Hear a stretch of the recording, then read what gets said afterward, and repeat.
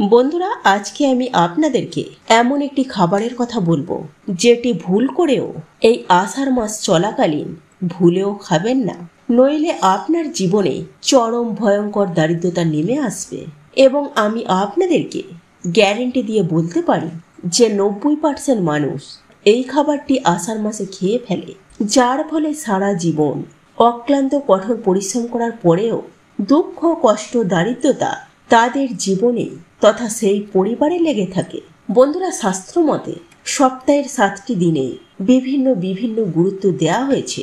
যেমন ধরুন, সোমবার দিনটি হলো দেবাদিদেব মহাদেবের পুজো আরাধনা করার দিন, আর মঙ্গলবার দিনটি হলো মা মঙ্গলচণ্ডীর পুজোর দিন। ঠিক তেমনি বৃহস্পতিবার দিনটি হলো মা লক্ষ্মীর উপাসনা বা পুজো আরাধনার দিন।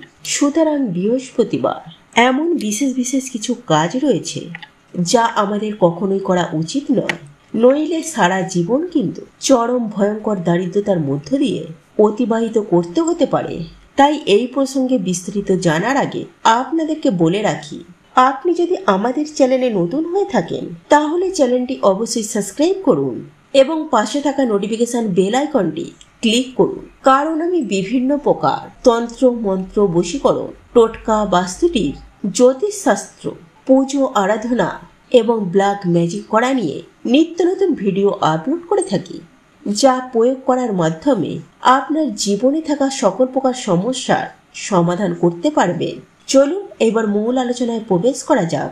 তবে মূল আলোচনায় প্রবেশ করার আগে আপনারা যদি মা লক্ষ্মীর কৃপা ও আশীর্বাদ পেতে চান, যদি চান মা লক্ষ্মী আপনার গৃহে স্থায়ীভাবে বসবাস করুন, তাহলে জয় মা লক্ষ্মীর জয় লিখে কমেন্ট অবশ্যই করবেন। বন্ধুরা, আপনারা প্রত্যেকেই কিন্তু মা লক্ষ্মীর আশীর্বাদ লাভ করতে চাই, কিন্তু আমাদের নিজেদের কিছু ভুলের কারণে আমরা এমন কিছু কিছু কাজ করে থাকি যার ফলে মা লক্ষ্মীর আশীর্বাদ থেকে আমাদের বঞ্চিত হতে হয়।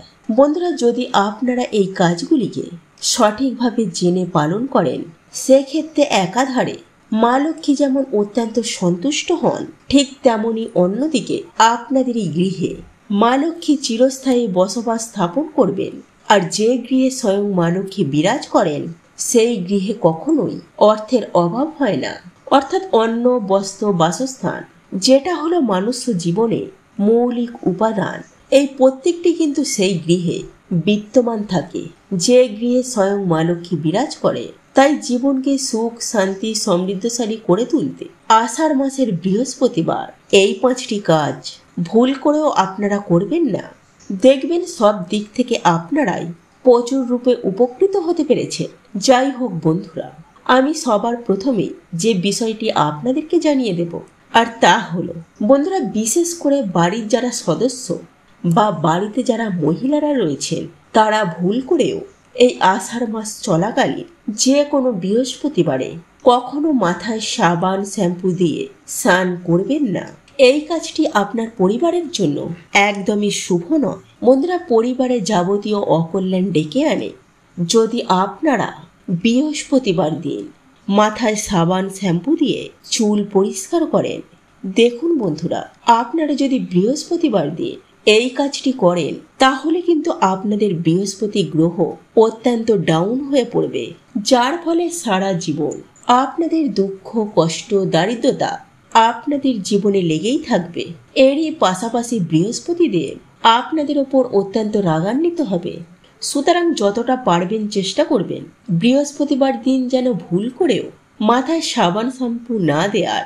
এরপর দ্বিতীয় যে বিষয়টির কথা বলবো তা হলো বন্ধুরা, এই আষাঢ় মাসের বৃহস্পতিবার দিন বাড়ির কোনো সদস্য যেন চুল, নখ, দাড়ি যেন না কাটে, তথা আপনার গৃহে যদি কোনো সদস্য এমনটি করতে চান, সেক্ষেত্রে অবশ্যই তাদের আপনারা বাধা দেবেন।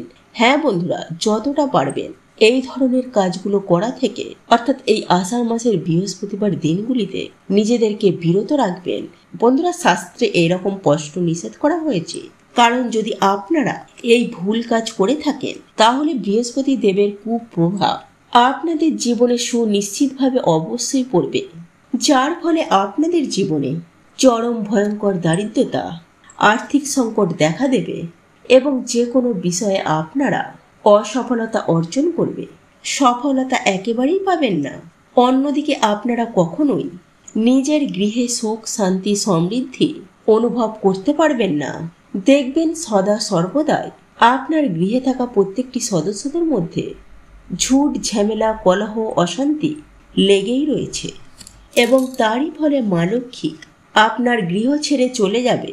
এরপর তৃতীয় যে বিষয়টির কথা বলবো তা হলো, বন্ধুরা, এই আষাঢ় মাসের বৃহস্পতিবার অনেকেই আমিষ আহার গ্রহণ করে থাকেন, কিন্তু এমনটি করা শাস্ত্রে স্পষ্ট নিষেধ করা হয়েছে। বন্ধুরা, বৃহস্পতিবার হলো মা লক্ষ্মীর বার। সেহেতু মা লক্ষ্মীকে আপনারা প্রসন্ন রাখতে এবং নিজের ঘরে চিরস্থায়ী ধরে রাখতে কখনো আষাঢ় মাস চলাকালীন যে কোনো বৃহস্পতিবারে আমিষ আহার গ্রহণ করবেন না। হ্যাঁ বন্ধুরা, অতি অবশ্যই এই দিনগুলিতে আপনারা নিরামিষ আহার গ্রহণ করবেন। দেখুন বন্ধুরা, শাস্ত্রমতে এমনটা মনে করা হয় যে আপনারা যদি বৃহস্পতিবার দিন আমিষ আহার গ্রহণ করেন তাহলে আপনাদের শিক্ষা, আপনাদের ধর্ম দিন প্রতিদিন লোপ পেতে শুরু করবে, যার ফলে সামাজিক, পারিবারিক মান সম্মান আপনাদের কিন্তু ক্ষয় হতে থাকবে এবং জীবনে নেমে আসবে ভয়ঙ্কর মহাবিপদ, ভয়ঙ্কর অন্ধকার। হ্যাঁ বন্ধুরা, অন্যদিকে জীবনে সুখ শান্তি বিনষ্ট হবে এবং আর্থিকভাবে আপনারা অত্যন্তভাবে ক্ষতিগ্রস্ত হবেন। তাই বন্ধুরা, আষাঢ় মাস চলাকালীন যে কোনো বৃহস্পতিবার দিন ভুলেও এই আমিষ আহার গ্রহণ করবেন না। মা লক্ষ্মীকে সন্তুষ্ট রাখতে অতি অবশ্যই নিরামিষ আহার গ্রহণ করাই অতি উত্তম বলে শাস্ত্রে বিবেচিত করা হয়েছে। বন্ধুরা, এরপর চতুর্থ যে বিষয়টির কথা আপনাদেরকে জানিয়ে দেব সেটি হলো, আষাঢ় মাসের বৃহস্পতিবার দিনগুলিতে যেমন কারোর কাছ থেকে আপনারা লোন বা ধার নেবেন না, ঠিক তেমনই এই বৃহস্পতিবার দিন আপনারা লোন বা ধার নেবেন না। হ্যাঁ বন্ধুরা, হিন্দু শাস্ত্র মতে যেহেতু মা লক্ষ্মী হলেন ধন সম্পদের দেবী, সেহেতু আপনারা যদি বৃহস্পতিবার দিন এইরকম কাজ করে থাকে তাহলে দেবী লক্ষ্মী আপনাদের ওপর অত্যন্ত রাগান্বিত হবে এবং আপনার গৃহ ছেড়ে চলে যাবে। তথা শাস্ত্রেও এই কাজগুলি করাকে অত্যন্ত অশুভ বলে মনে করা হয়।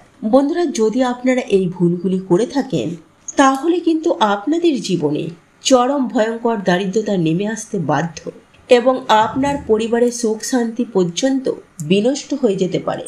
তাই সুতরাং শাস্ত্রকে মেনে চলুন, অবশ্যই আপনাদের জীবন অত্যন্ত সুখময় হয়ে উঠবে এবং বৃহস্পতিবার দিন ভুলেও কাউকে ধার বা লোন দেবেন না এবং নিজেরাও ধার বা লোন নেবেন না। বন্ধুরা, পঞ্চম ও শেষ বিষয়টি হলো, বন্ধুরা, আষাঢ় মাসের বৃহস্পতিবার দিন ভুল করেও আপনারা পাকা বেল খাবেন না।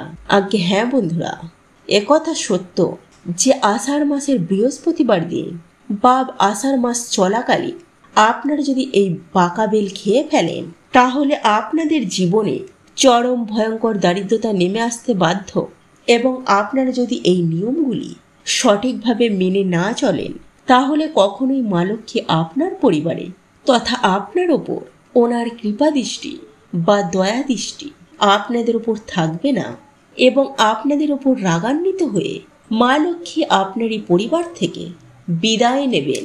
সুতরাং এই ভুলগুলি করা থেকে নিজেদেরকে বিরত রাখুন। দেখবেন সুখ শান্তি সমৃদ্ধিতে জীবন কাটাতে আপনারা সক্ষম হয়েছে। তো এই ছিল আমাদের আজকের ভিডিওটি কেমন লাগলো তা কমেন্ট করে অবশ্যই নিজের মতামত জানাবেন। ভালো লেগে থাকলে অবশ্যই একটি লাইক করবেন। কমেন্টে ভক্তি, ভালোবাসা ও শ্রদ্ধার সহিত জয় মা লক্ষ্মী দেবীর জয় বা জয় শ্রীকৃষ্ণ রাধে রাধে একটি বারের জন্য হলেও লিখে যাবার জন্য অনুরোধ জানাচ্ছি। আর আপনি যদি আমাদের চ্যানেলে নতুন দর্শক হয়ে থাকেন তো বিশেষভাবে অনুরোধ করব চ্যানেলটি অবশ্যই সাবস্ক্রাইব করে পাশে থাকা নোটিফিকেশন বেল আইকনটি অন করে রাখবেন। তাহলে সকলে সুস্থ থাকুন, ভালো থাকুন পরম করুণাময় ঈশ্বরের অশেষ কৃপায়। তো আবারও কথা হবে আপনাদের সাথে নতুন কোনো ভিডিওর বিষয় নিয়ে।